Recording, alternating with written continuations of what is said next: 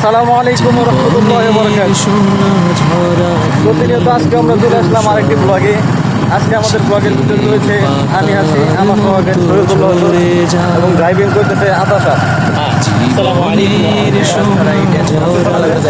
আসসালামু আলাইকুম।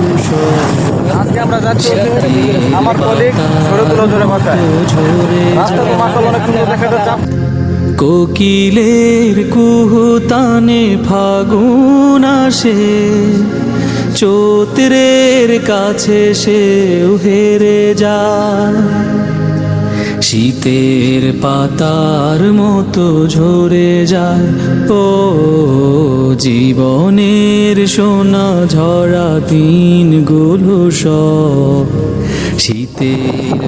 যাক, আবারও আমাকে দেখা যাচ্ছে, জানি না আমাকে কেমন দেখা যাচ্ছে, অবশ্যই একটু কমেন্টে জানাবেন কেমন দেখা যাচ্ছে। ওস্তাদি, কেমন লাগতেছে, আপনার অনুভূতিটা কেমন?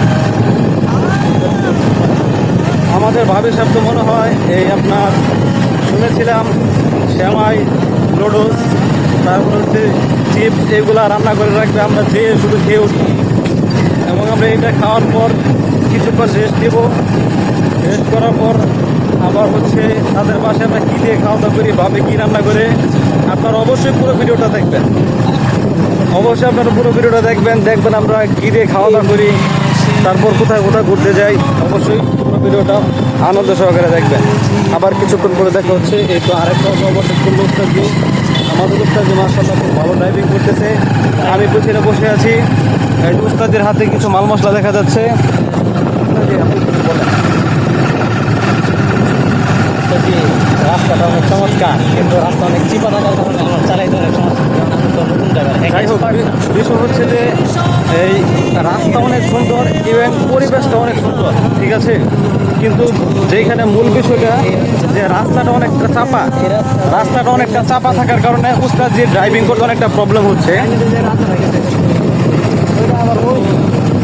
আচ্ছা, চুপ থাকি। মানে রাস্তাটা একটু চাপা থাকার কারণে উস্তাদ যে ড্রাইভিং করতে প্রবলেম হচ্ছে। তবে আমরা রাস্তা মাশাআল্লাহ অনেক সুন্দর, দেখার মতো রাস্তা, পরিবেশ অনেক সুন্দর, ঠান্ডা পরিবেশ।